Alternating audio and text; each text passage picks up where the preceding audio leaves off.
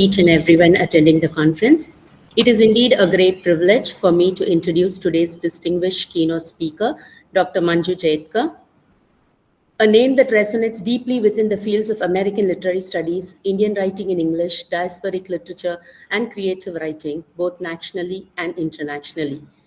Dr. Manju Jaidka is a former professor and chairperson of the Department of English, Panjab University, Chandigarh. Most recently, she served as the Director of Humanities at SRM University, Delhi, NCR, and earlier as Dean, Faculty of Liberal Arts and Ancient Indian Wisdom at Shulini University, Himachal Pradesh. With an extraordinary academic career spanning around 5 decades, she has contributed immensely as a teacher, scholar, administrator, researcher, and creative writer. Professor Jaidka holds a PhD in English literature and postgraduate degrees in both English and history. Her academic journey is marked by prestigious international fellowships, including the Fulbright Postdoctoral Research Fellowship at Harvard and Yale Universities, Rockefeller Fellowships in the USA and Italy, and visiting academic appointments at globally renowned institutions such as Oxford University, New York University, University of Illinois, and Concordia University, Canada. Professor Jaidka's scholarly excellence is reflected in her vast production of work, over 25 books encompassing literary criticism, encyclopedias, novels, poetry, short stories, and edited volumes. Her most recent academic contributions include the Encyclopedic Dictionary of Diasporic Indian English Writing, published by Springer, and the Routledge Encyclopedia of Indian Writing in English, which stand as landmark references in contemporary literary studies. Equally remarkable is her creative writing. She's an award-winning novelist and poet honored by the Chandigarh Sahitya Academy for Best Novel, Best Poetry Collection, and for Lifetime Achievement. Her writing seamlessly bridges academic rigor with creative imagination, making her both authoritative and deeply humane. Beyond teaching and writing, Professor Jaidka has held several important leadership roles, most notably as chairperson of the Chandigarh Sahitya Academy, executive director of the International American Studies Association, and as a NAC peer team assessor, contributing significantly to academic quality assurance across Indian higher educational institutions. A sought-after keynote and plenary speaker, she has delivered speeches across Asia, North America, and the UK, engaging with themes such as literature and memory, women's writing, diaspora studies, ecology, creative writing, and interdisciplinary humanities. What truly distinguishes Professor Manju Jaidka is her ability to ideally combine scholarship with creativity, tradition with modernity, and local concerns with global perspectives. She's a teacher who inspires, a scholar who challenges, a writer who enriches, and an academic leader who mentors generations of students and researchers. Today, we are truly fortunate to have with us an eminent scholar whose life and work exemplify intellectual depth, global engagement, and a profound commitment to literature and education. On behalf of the PG Department of English, CTT College for Women, I extend a warm and enthusiastic welcome to our esteemed keynote speaker, Dr. Manju Jaidka. May I request you, Madam, to deliver the keynote address. Thank you, Madam. That was really overwhelming. And I don't know what to say, but you have been very generous in your introduction, and it was a very long introduction. Thank you very much for the same. And I'm also grateful that you asked me to be a part of your conference, because I haven't had too much of interaction with Chennai academics, even though I've heard so much about them, and particularly Dr. C.T. Indra, who is quite a legend. Yeah. And I'm looking forward to hearing her today. But thank you once again. And I'm happy to give my views on contemporary Indian writing in English. The title that I've given to my presentation is Contemporaneity and Antiquity in Indian English Writing. Contemporaneity and Antiquity in Indian English Writing. Tradition and contemporaneity in literature. This is a subject as old as literary history, and at the same time as fresh as the latest buzz in academic circles. It forms the bedrock of all approaches to literature. For every emerging writer and every newly minted text is assessed by the same yardsticks, with a slight variation here and there. Even seemingly radical literary endeavors are scrutinized with reference to their predecessors and with the probable impact they are likely to have on literary history, looking back and moving forward at the same time, full of echoes of past literary achievements and anticipations of that which will follow. In this sense, a conference that interrogates tradition and embraces contemporaneity in Indian literatures in English will resonate with all literature aficionados, especially those who are immersed in literatures produced in India. At the same time, when we speak of our writers, we need to guard against the surge of national pride that manifests itself in uncritical applause and celebration. Instead of indulging in mere hero worship, let us engage in a critical, analytical, and fair assessment of what our writers are doing, now, and how they need to be studied. Not like untouchable icons whose golden words are to be worshipped without any doubt, but as fellow human beings who hold up a mirror to the world in which we live, highlighting our checkered lives, warts and all. So, tradition and contemporaneity is the crux of our discussion. And in this context, let us revisit 100 years ago to the year 1923, when T.S. Eliot published his essay on James Joyce's Ulysses. The oft-quoted lines are, I quote, "In using myth, in manipulating a continuous parallel between contemporaneity and antiquity, Mr. Joyce is pursuing a method which others must pursue after him.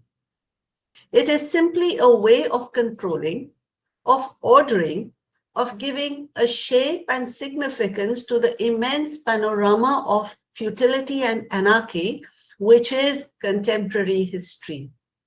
Instead of narrative method, we may now use the mythical method," unquote.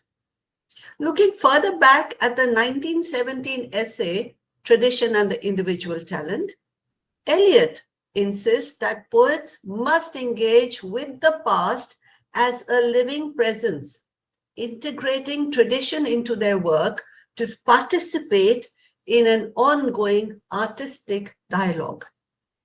Now, these two are well-known quotations from T.S. Eliot. Indian writing in English, as we are aware, owes its origin to our erstwhile colonial masters, and Eliot is undoubtedly the foremost theorist practitioner who has influenced Indian writing in English. It is therefore inevitable that one should begin a discussion on the subject with reference to his ideas. Suffice it to say that writers worth their salt do not discard tradition. They build on literary legacies they inherit, and they take them further with their original talent. Antiquity and contemporaneity thus go hand in hand. They are not oppositional, but part of a dynamic literary process which evolves with time, welcoming new voices and carrying echoes of the past. Tradition is reflected in myth, folklore, legends, and literary history. Contemporaneity is the fresh wind that blows through these ingredients, making literature acceptable to newer generations of readers and scholars. Even if we choose to adopt a die-hard post-colonial position and reject T.S. Eliot and his theories, there is no escaping the fact that he did have a profound influence on literatures in English and also on Indian writing in English. The present conference seeks to address questions of identity, place, language, issues that rise and fall repeatedly in literature, issues that writers from India have been addressing since the earliest published works in the English language to the most recent ones. Keeping in mind that the audience I speak to today is probably a mixed one, comprising teachers, scholars, as well as students of literature who are still tentatively exploring the field. Before I proceed further, I would like to present in a nutshell the generally accepted meaning and scope of what we refer to as Indian literatures in English. Your conference flyer does give an overview, but perhaps I can add a few more points. Let me begin with a question. What do we mean by Indian literatures in English? Note, it is literatures and not just literature. So we are referring not to a monolithic structure, but a multi-layered body that includes creative writing in its various genres, diasporic writing, and translations from regional languages into English. That was very nicely presented in the concept note. Another question, what contributes to the Indianness of these literatures? Is it the sensibility they contain, or the environment, or the culture, the ethos, the rootedness in Indian soil, the stories handed down from the ages, or simply a sum total of all these? For the sake of convenience, let us take a broad definition that we are dealing with literatures by authors of Indian origin, literatures that are available in English. At this point, I would like to clearly state my epistemological standpoint. Although Madam has given a very nice introduction to my background, let me repeat, I've been in the field for more than 50 years as a teacher, researcher, critic, and literary historian, and now more of a creative writer and freelance literary critic, moving in and out of fields that grab my fancy. I like to focus on literary texts rather than theoretical jargon, which, if unguarded, invariably tends to obfuscate or distort the literary merits of a text. Now, in these 5 decades of active academic endeavor, I have reached a stage when I no longer feel dictated to or fettered by critical theories. When you read and absorb literature that is produced over a broad canvas, you discover new critical frameworks that emerge from the text. This has been my personal experience, and this, in my opinion, is the best way to immerse oneself in literature.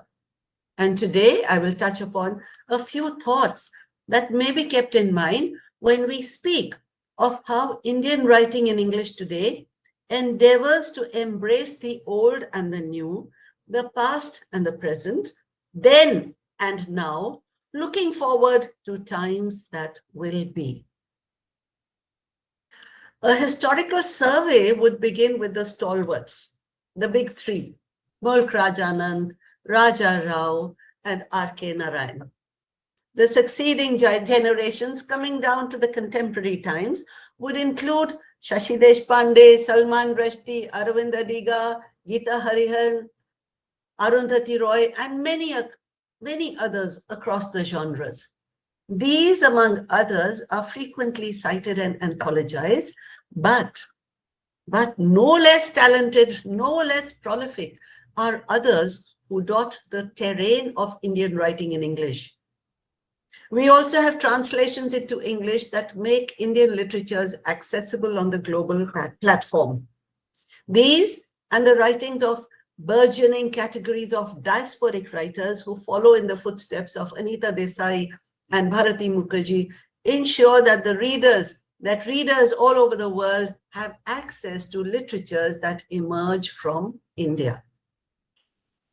Among the various concerns of our writers, the most important has been socio-cultural. This is an umbrella theme of sorts. The literature that is produced is like a mirror, reflecting the myriad shades of lived experience in India, bridging the present and the past, looking forward to a newer tomorrow which may or may not be better than today. We see a lot of narratorial experimentation in Indian writing in English, whether it is with Salman Rushdie, Shashi Tharoor, or Arundhati Roy. Experiments, you will agree, are conducted when one is at ease with the material that is being handled. In this case, the language and the subject. The English language is no longer an alien tongue. It is a tool that we have appropriated, mastered to some extent, and adapted to our current needs. There is no reason for us to feel apologetic about using English. It is the language that opens a window to the wide world outside, and it is mainly through this medium that we connect with the international sphere, showcasing our perspective proudly, creating a place for ourselves in the global arena. One may argue that the English language is not accessible to all, but in the present scenario, with the internet and social media at our disposal, it has been seen that more and more people are getting familiar with the language and can use it with ease. The world seems to be getting flatter day by day, as Thomas Friedman predicted some decades ago. So there is no denying that Indian writing in English has found a place for itself internationally. There was a time when it was at the butt end of jokes, when scholars did not take it seriously, and it was considered to be a parasitic activity. So when did we gain respectability? With Salman Rushdie getting the Booker, perhaps, and then with Arundhati Roy. Sadly, we need the validation of the Western world to have faith in our own writers. And sadly, when Rushdie published the first anthology of Indian writing in English, the vintage anthology, if you remember that, most of the writers he included were not the Desi ones. They were those who had relocated to foreign shores, had a platform for being launched and garnering the approval of their foreign colleagues. And this still happens to some extent, although we have moved on. Indian writing in English is a burgeoning field now. We have prolific writers in India and across the world. They are recognized, they are being awarded, and their influence is acknowledged by upcoming writers, students, and scholars. And this is what I discovered when I was compiling the two encyclopedias that were mentioned a time ago, the Routledge Encyclopedia of Indian Writing in English and the Springer Encyclopedic Dictionary of Diasporic English Writing. So combining the old and the new, our writers have found a foothold in world literatures. Most of the Indian writers in English who are quoted and anthologized happen to be novelists. But there is a lot of literature being produced in the form of poetry and drama too. We are familiar with Mahesh Dattani and Kamla Das, to mention just two writers working in these genres. There is also a lot of literature being produced in English for screenplays, the cinema, the TV, and OTT platforms. All this comes under the rubric of Indian writing in English and is a part of the literary terrain of India. Coming to the central focus of the conference, that is, how do our writers negotiate tradition with contemporaneity? We need to remember that tradition involves not simply rituals and other memorabilia from the past. It also includes history that is political, social, cultural, and personal. This situates, so to speak, situates a work in a particular time and space. This is where the roots of a text lie. And roots are important because they ground a voice or a text in a particular chronotopic specificity, chronotopic, time and space. At the same time, a literary text has wings that take it far above the native ground, making it relevant to people, time, and places far beyond its confines. As Walter Benjamin explained in his essay on the storyteller, I quote, All great storytellers have in common the freedom with which they move up and down the rungs of their experience as on a ladder extending downward to the interior of the earth and disappearing into the clouds is the image for a collective experience which even the deepest shock of every individual experience death constitutes no impediment or barrier. So the best of literature has these roots and wings, this blend of tradition and innovation. Indian writing in English is no exception. Returning to a statement I made a little while ago that among the various concerns of our writers, the most important has been socio-cultural. I wish to highlight the has been socio-cultural and point out that in present times, we may discern a shift of focus in Indian writing in English. True, we still have social concerns like the woman question, for instance, or feminism, or gender issues, or corruption in society, the oppression of Dalits, emerging India, the seedy underbelly of society, violence and gore and power politics in personal and public spheres. But increasingly, there has been a marked tendency to return to our ancient past, our epics, our classics, and the writers of old who have not received adequate critical attention. One may attribute it partly to the resurgence of nationalist pride in the current political scenario and the desire to assert a specific identity. Whatever the reason, we see a lot of focus on religious mythology, revisionist attempt to retell the Ramayana or the Mahabharata from the point of view of a marginalized character or from a perspective different from the traditional. Even gods become characters in fiction. This seems to be a popular trend today, and almost every other writer, every other wannabe writer seems keen on jumping onto this bandwagon. So does it seem as though I'm running down this trend?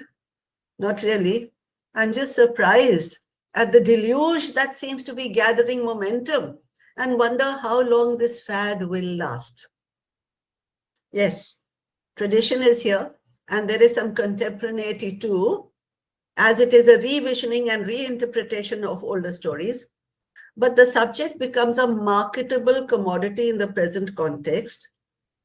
The subject becomes a marketable commodity in the present context, but a repetition of similar patterns can often outlive its appeal. Repetitions happen, and a popular theme is sometimes done to death, as it were, until a new crop of writers comes forward with another fad. Repetitions. The idea takes us back to popular motifs and patterns that are repeatedly used in literature. Some perennial themes that captivate the human imagination and ensure that a text remains alive, particularly themes that relate to love, romance, birth, death, sorrow, and other profound human experiences. These human experiences are presented through story patterns that reach out to the reader and remain evergreen. As Northrop Frye, in his theory on archetypes of literature, explained, certain tropes and motifs recur in literature. Walter Benjamin also sees narrative as the art of repeating stories. Repetition is thus a part of storytelling, but repetition needs to go hand in hand with some novelty, some originality, some individual talent, or else it will not stand the test of time. Chick lit literature, for instance, chick lit may come and go. Young adult literature may have a temporary sway, but in literary history, will these genres make a mark? That is another question. Briefly, I would like to touch upon Indian writing in English and the Anthropocene. We are living in an era when literature is being written under the dominant influence of climate and the environment. We cannot escape it. But although the term Anthropocene may be new, the concerns with climate change, environment, and landscape are not. In earlier writers, also we have a return to nature movement. Now the concern wears a different garb, as the pressures on contemporary writers are different. Literature from the margins, tribal literature, and the use of the world of nature, all this figures in literature much more than before, keeping in mind issues like global warming, deforestation, and the erosion of green areas in the name of development. Some other factors influence Indian writing in English today. The importance of social media cannot be ignored, nor can we dismiss market forces and visibility, market forces. The political climate too governs to a large extent the kind of literature that is being produced, which makes me ponder upon the age-old question, should art be for art's sake? Or should literature have an agenda? We hate literature that has a design on us, don't we? However, everything that a writer produces carries a message which must be taken into account. It is the writer's worldview that is being presented, along with some lessons learned and some tacit advice for readers. Much of the writing stems from experience, memory, and autobiography. In Indian writing too, yes. Some important issues govern Indian writing in English. As one established writer lamented, everyone wants to be a writer, but they don't wish to read. Everyone wants to be a writer, but they don't wish to read. This happens, I've seen it happening. A major issue is the commercialization of creativity, treating creativity as a market produce, quantifying it, using artificial methods to pump up the sales of a book, and manipulating popularity and awards. This happens. Genuine works of literature have nothing to fear because their worth will be time-tested. But there are those who spring up overnight and become bestsellers by virtue of these marketing strategies, and those who sell their talent to popular cinema that caters to the masses. I am not naming Chetan Bhagat. While it is true that popular and elitist literature or serious literature may overlap, keeping in view that the commercial potential of creative writing runs the risk of undermining the literary quality of a text, which is produced solely or for the masses. So sometimes they overlap, and sometimes a text is written solely for the market, for the masses. When an item is produced for the masses, how much intrinsic value would it have? Would it be a classic? Or would it be one of those ephemeral texts that have a topical relevance but cannot stand much scrutiny and disappear from the scene when the initial hype wears out?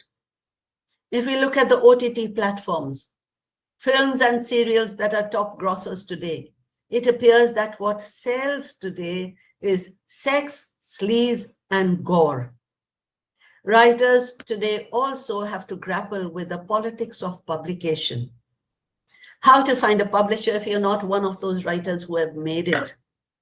If you have no godfathers, no political connections, nothing but your inner urge and talent to write. It is not easy. It's not easy finding a publisher. And I personally had the experience of not finding a publisher when I wanted to publish a book on how to manage disability. How to manage disability. I just could not find a publisher because who wants to publish a book on disability when there is so much of, violence and gore and sex and sleaze and young literature, young adult literature and chick lit going around.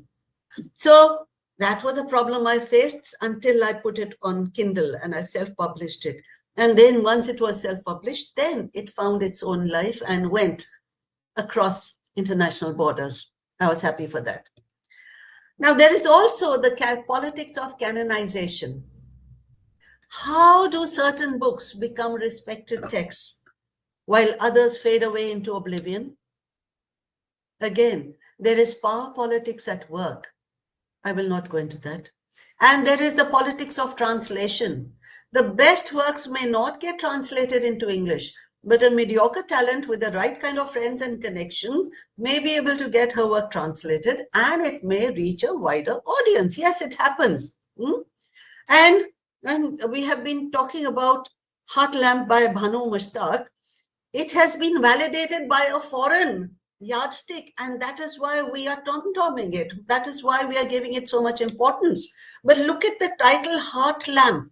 Heart Lamp, what does it mean? But because it's got the Booker, everyone says, oh yes, it's fine. But if you look at the title, it's a very opaque title.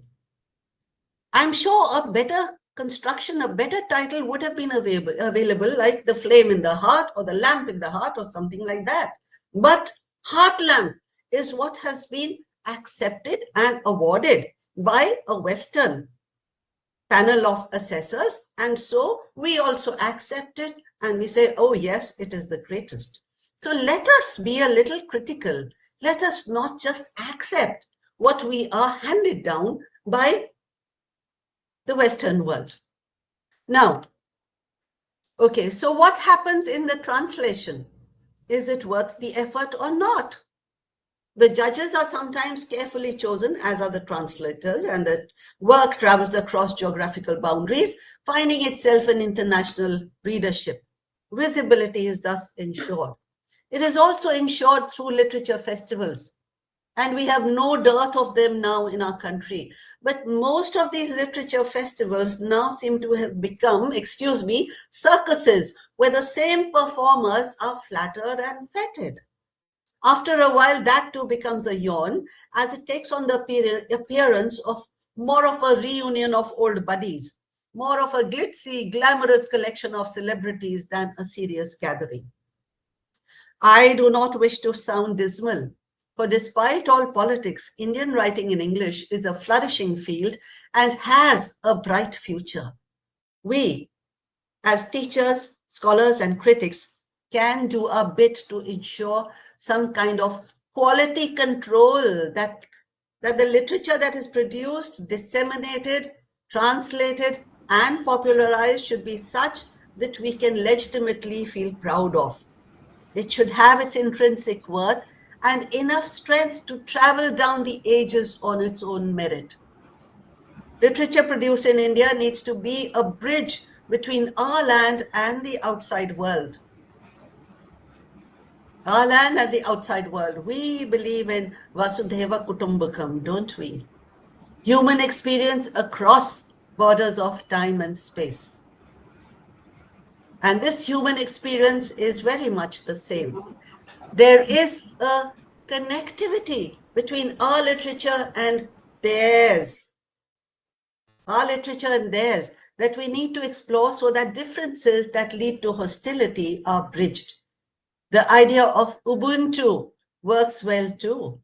Indian writing is a part of world literature, and world literature can promote the cause of better international understanding, serve as a link between national literatures, and help in the exchange of ideal values. It can be an intellectual barter system, as Goethe once said. In 1827, he said, the great creations of world literature, while rooted in the soil of a single person, reach upward into the sphere common to all men. There is this element of transculturality. Transculturality, which we see in much of literature that is produced today. I'll give you just one example. Vikas Swaroop's Q&A that focuses on the slums of Mumbai. This book is inspired by Kaun Banega Karodpati. And Kaun Banega Karodpati is a ripoff from its Western counterpart, the UK reality game show, Who Wants to Be a Millionaire? Later, this is made into a film, Slumdog Millionaire by Danny Boyle. So, is the text in Indian or Western? Clearly, it has cut across borders and resists any specific label.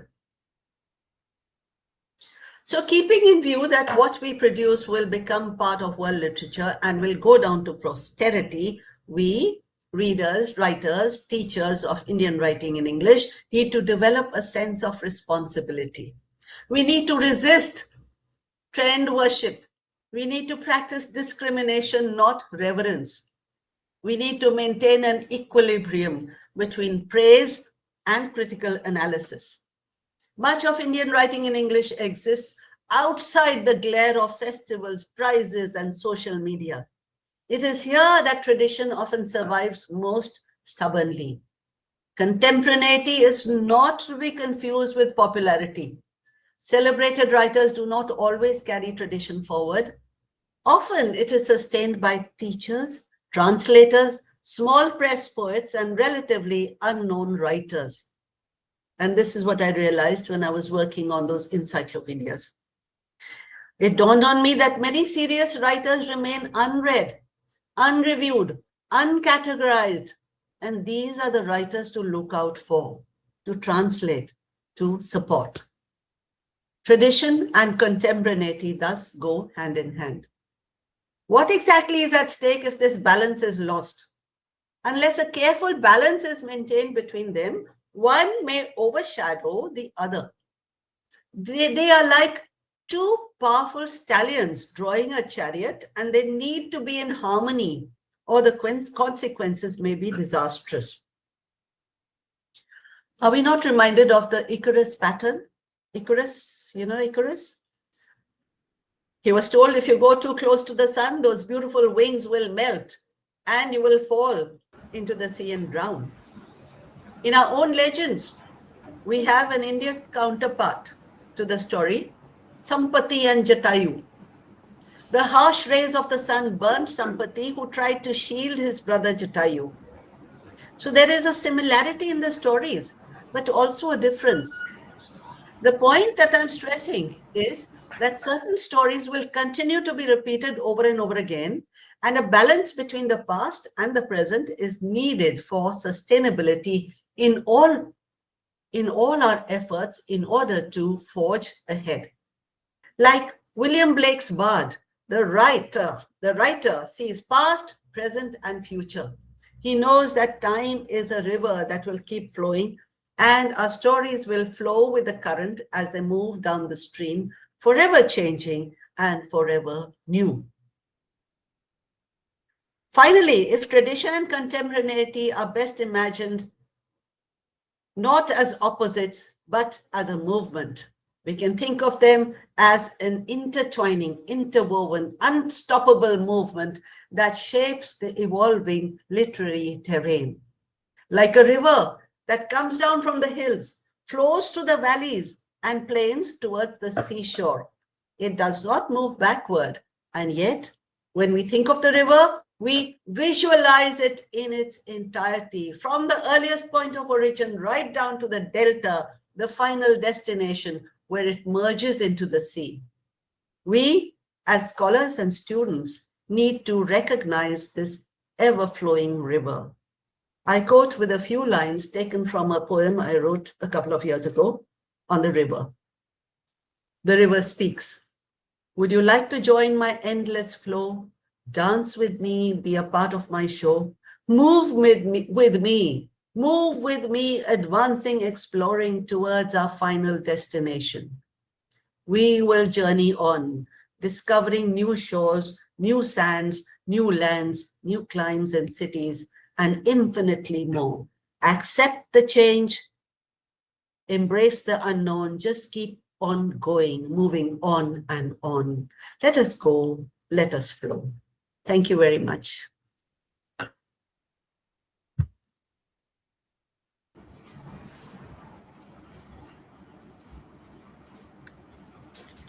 Thank you, ma'am, for an enlightening and inspiring keynote address. We had the opportunity to listen to a voice shaped by decades of thought, experience, and engagement with literature and life.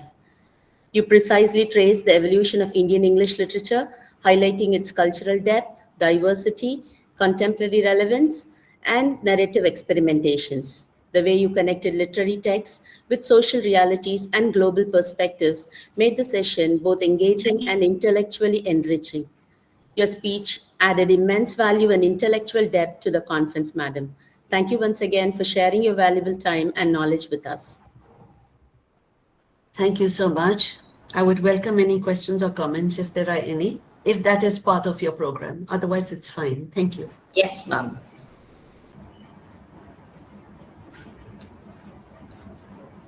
The students will be asking questions now, ma'am. Just a minute. Madam, Dr. C.T. Indra has also joined. She's been listening to your address too. That's so kind. I'm so honored. Yeah. Yes, questions, please.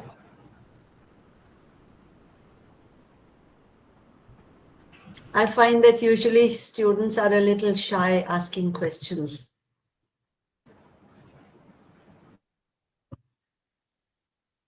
Manju, good morning. Indra here. Good morning, madam. Good morning, madam. I'm so sorry. Colleagues. In all my career, I have not had the chance to interact with you, but you're quite a legend. And yesterday, when I was mentioning to Dr. Emil Reiner that you would be speaking, he said, "Oh, I want to see her." I sent the link to him, but he said he could not log in for some reason. I don't know why.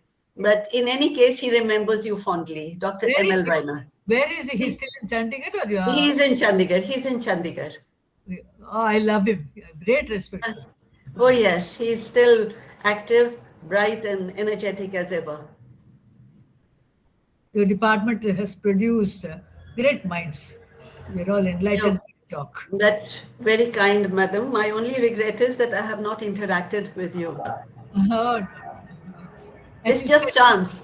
No, you talked about popularity and contemporaneity. We were contemporary, but we were not popular, so we couldn't get it. It is just chance. Sometimes it is just chance that you don't interact with certain people who brought us here together on this platform.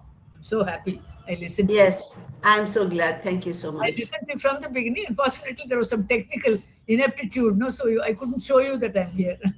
Okay. But thank you. So, if the students are feeling yes, ma'am. No. Students are ready, ma'am. They are waiting for your... Okay.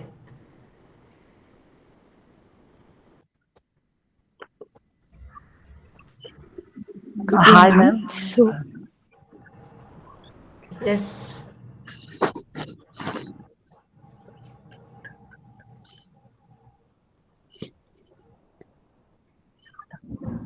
Miss Sylvania has a question for you, ma'am. Yes, Sylvania, waiting. Yes, ma'am. I'm very delighted to have you. And my question is, you have said that the traditional and the contemporary goes hand in hand, no? Mm-hmm. So I have, but when I write personally, sometimes I don't bring the traditional and contemporary things that goes together. Because often I think about the contemporary, out of my point of view, contemporary is different and the traditions is different. Can I have that an explanation, ma'am? You see, what happens is when you are writing in the present, Sylvania, when you're writing in the present, you're not writing just in the present, but what you are writing is the sum total of whatever you've experienced in the past. Whatever you have been groomed in, right? And I don't know how old you are, but as you get older, your horizons will expand. And as your horizons expand, they will all go into your writing. So your writing cannot really be isolated. It is influenced by the experiences that you go through, the people around you, what you have been taught, the way you have been groomed, your culture, everything goes into it. Okay, ma'am. Thank you, ma'am. Ma'am, our principal, Dr. Sridevi, too has a question for you. Her question is, what is the role of literature departments in canonizing a text? The role of literature departments in canonizing a text, I have mentioned it in a sidelong manner. It's like this, in your department, in your institution, you have a lot of people who are very much into the subject. And when they're into the subject, they have a certain profile, they have a certain importance, they go places, they talk about certain works. So it's very important to get faculty that is strongly grounded in the subject, and faculty which can promote and disseminate the right kind of ideas to the coming generation of scholars, right? And then there are these boards of studies, the syllabus making, syllabus designing. In that also you can have a strong influence, because you put in the text which you feel are good for the coming generations, for the students. So that is what canon building is all about. There was a time when all women were excluded from the canon because they were women. So only men, only works written by men were taught, read, studied. But now, with enlightened people around, we have a lot of other subjects also coming in. Women writers, Dalit writers, marginalized writers, and other multi-ethnic voices which are studied. So the role of teachers, the role of professors, the role of these boards of studies and the syllabi making committees, that cannot be undermined. That we have a responsibility. We are all teachers, and I have been, and but there are still so many young people, so many people still in power. So you need to realize that you have this responsibility and give direction to the students that you are grooming. On the other hand, and also, the conferences that you organize, the seminars that you organize, what is the theme that you are working on? What is it where the research that you are guiding? All that is important. For instance, some time back, I was asked to speak on dystopic literature. And dystopic literature, well, I ran it down completely. I said, okay, dystopia is something we see all around us, but we need to immerse our students in dystopic literature, in violence, in bloodshed, and in all that kind of negativity. We see so much of it happening around us. Why can't we turn their attention to something that is positive? Because if you keep on talking about, if you keep on reading this kind of stuff, it becomes a part of your psyche. It gets ingrained in you. That is what I feel. So it's better to disseminate ideas that lift the person, ideas that promote positivity. So the role of teachers, students, scholars cannot be denied. And these young students that I can see on the screen, these young students, well, they also can do this because they have younger siblings, they have younger cousins. So share your books with them. Share books which carry certain positive messages to them. I would suggest something like the Panchtantra, the Nali Rama, or, these folk tales that teach you how to live life the best way. I would suggest that you take on this responsibility seriously. Madam Principal, I hope that answers your question. We have one more question from a participant, ma'am. Yes.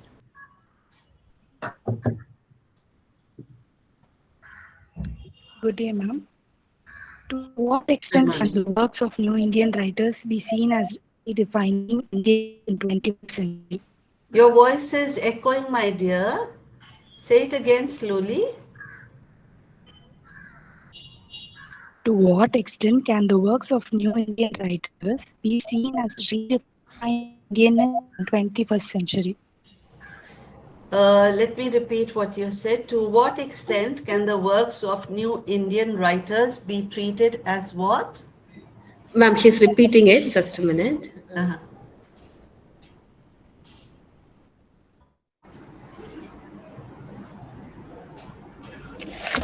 To what extent can the works of new Indian writers be seen as redefining Indianness in 21st century? Okay, redefining Indians in the 21st century. See, there is a lot of writing going on. There's a lot of writing going on, and you have this new crop of writers coming up. Well, they are very enthusiastic. They all want to be writers, but as I said, they have not read too much. And if you have not read too much, your power of expression is limited, your vocabulary is limited, your ideas are limited, and plus you are a youngster. I'm talking about the writers in 20s and 30s who write. Now, are they redefining literature? Well, they are making a buzz. They are making a buzz, but how long will that buzz continue? I do not know. And I can personally tell you of, groups of writers, groups, by groups, I mean 200, 300, 400, 500, even 600, 700 of young writers who form a group. They form a group, they read each other's books, they give them all 5 stars on Amazon and, post it on social media. They do that. Now, I don't know if they're going to redefine Indian writing in English or not, but if you are a young teacher and you will grow into an important position these days, you have to use your judgment. You have to use your discrimination and see how good or bad they are. Some of them may be very good. We do keep having a lot of new, young, talented writers coming up. But most of them, excuse me, are rubbish. And even Booker, don't get dazzled by it. I remember some years ago, there was one book, a Booker Prize winner, that came to me for review. And I honestly, it was one of the worst books that I have read.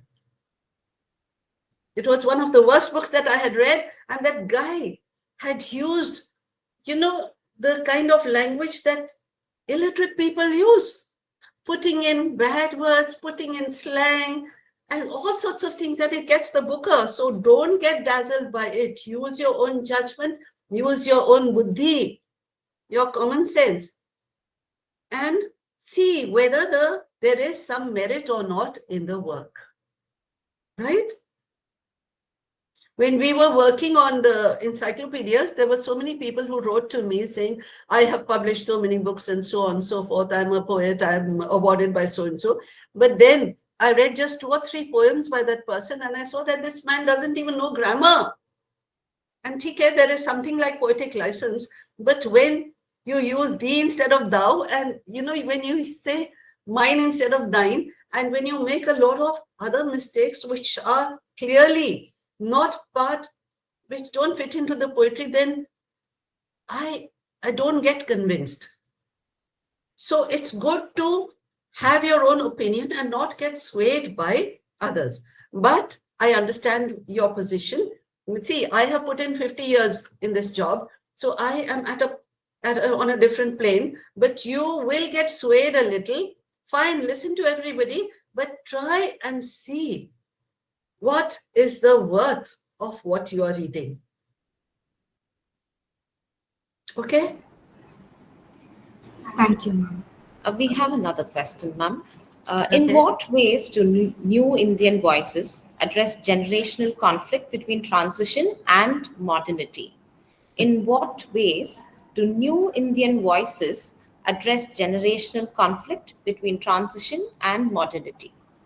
You see, this struggle, this conflict between generations has always been there. And the new generation always thinks that, oh, the older generation knows nothing. But the older generation was also once a new generation, and they were also rebels in their own way. So this keeps on happening.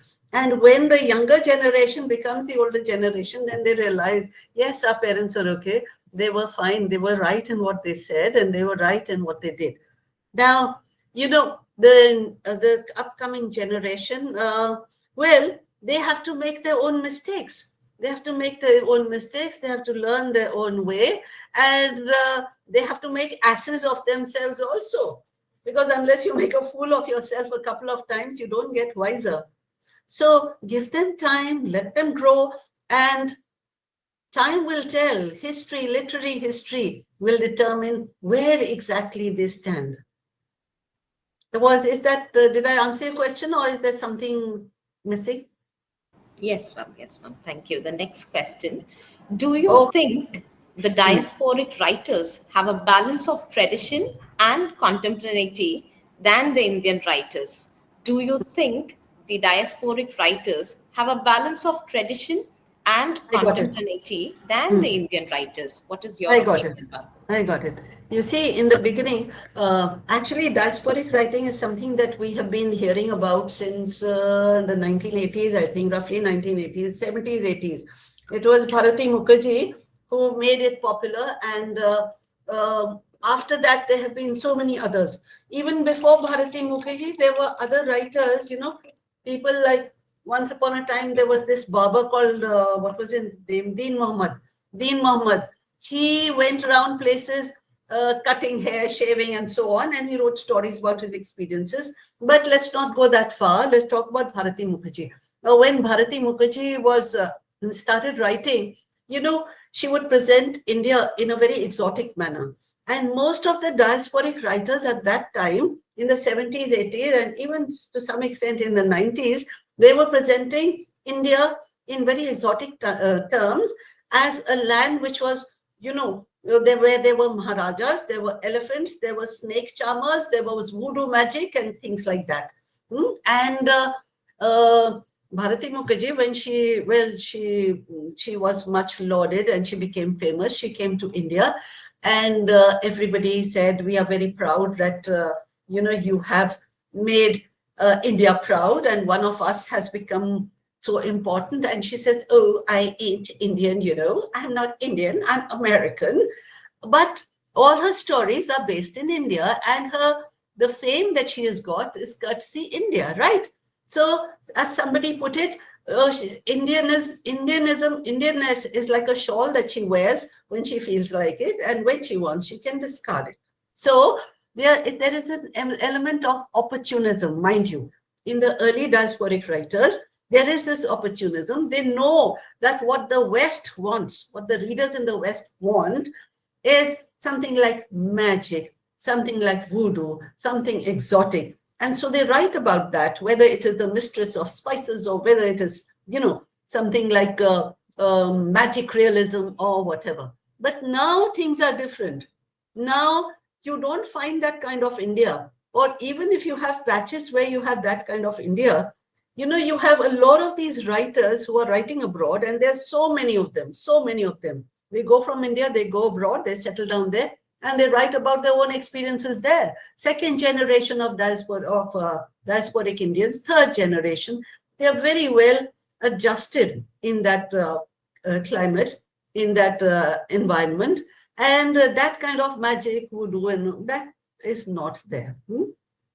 So there is, what they do is, I don't know what kind of tradition they have, which they combine with their present day affairs, but they do talk about their older generations, they talk about their ancestors, they talk about coming back, not so much as presenting India as an exotic land, but in more of a realistic manner. Thank you for that excellent answer, ma'am. We have one more question, if that's okay with you. Okay. Okay. I'm so glad your students are interested. Thank you, ma'am. Thank you. How traditional forms like oral storytelling survive in the contemporary literary spaces? How traditional forms like oral storytelling survive in contemporary literary space? All right. So what are the old forms of storytelling? Let's see, what are the old forms of storytelling? And if we go back, we have the Panchtantra, we have the Katha Sarit Sagar. And sadly, people do not talk about the Katha Sarit Sagar, whereas I love that text. I love that collection of stories. Now, what do you have out there? You have a story within a story, and you have, that element of orality coming in. Somebody is telling a story to somebody else, and you were taken back to the time when people used to gather under a tree in a village, and there used to be one storyteller telling you all that. All right. Now, how much of that survives today? Let us see. If you take somebody like Salman Rushdie, for instance, Salman Rushdie may be, he has his own quirky style of writing, but he does combine the past and the present, and he does bring in some storytellers. He does bring in some kind of tradition. If you take Shashi Tharoor, he takes one story and he presents different angles to it, different sides. I think he's such a talented writer. He is really one of the best that we have now. So he is also in his Great Indian novel, Great Indian Novel, and then later on in Riot, he is experimenting. And all these writers are aware of the tradition as such, the old tradition of storytelling, which still is very effective. And then we also have a lot of storytelling on the radio, and there are podcasts.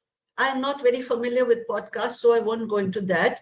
But there is that traditional form of storytelling, which also takes on the performative form too, because we have in a big metro, for instance, I don't know if you have it in Chennai, but say in a big metro like Delhi NCR, where I'm located right now, we have a lot of these groups performing stories, going from place to place, performing stories for children. And they're very popular, they're doing very well. So in a way, we are continuing an older form of storytelling, but we are presenting it in different ways. You see, when you're writing, when you're printing, of course, there's not that kind of performance, but there's a different kind of performance. And I wish there would be more people writing plays so that they would be enacted. Now we have Mahesh Dattani, who's probably one of the best, but there are some others also, and we need to encourage them. So in your college, maybe you can have some creative writing competition and, encourage people to write. That's how they get interested in it. And that is how they start expressing their ideas freely. And at the same time, you must read, because unless you read, how can you be a good writer? And I must tell you that, for the last many years, we have been organizing a lot of talks by young writers, old writers, and so on. And there was this very young writer who felt she was the greatest gift that God had given to mankind, because her family had told her, oh, you are the best. So she came and she said, she was not even 20. She said, I have written about my life experiences. I said, excuse me, tell us about your life experiences. And what books have you read? She had not read anything. She had not read the classics. She was not familiar with any of the writers that we read about or we teach. But, well, she wanted to be a writer. So all this happens, and I'm sorry, I keep straying this way and that way, and I probably lose track of your question. But I must tell you, do you have undergraduates or postgraduates or PhDs in your college? Postgraduate, UG and PG, ma'am, undergraduates. Okay. Well, we've been running a society for the last almost 30 years, since 1997. And we have conferences every year, and we have conferences on different themes. And each conference has about 150, 200 scholars coming in. And the last one was we had one in Dibrugarh. Before that, we had one in Dharamshala. Then before that in Nepal. And the coming one we are going to have in Gujarat. And we have a different theme every time. So you encourage people to come forward with their ideas. And at the same time, you maintain some kind of a regimentation, some discipline, so that, they take it seriously. They don't come just for a certificate. They come actually present a paper, take part in the discussion, and that's how it should be. The next one we are going to have is, the title vaguely, tentatively, is Literature for Peace. Literature for Peace. And there's so much of rubbish about dystopic literature and, conflict and all that. I said, let's turn to peace. So how can we use literature for peace? So you can organize something like that. And if you have researchers or scholars who are interested, put them in touch with our society, and we'll be happy to include them. It's such an honor to have you, ma'am. Thank you so much. And thank you for answering all the questions so elaborately and in such a manner that the students understood. Thank you so much, ma'am. It was my pleasure. Thank you so much. And send me the link when you post it. Sure, ma'am. Sure. And I will remain logged in until, as I told you, we are going to have a power shutdown today. So I will remain logged in as long as I can. Yeah. Thank you. Okay. Thank you, my dear. Thank you so much. Thank you, everyone, and have a wonderful conference.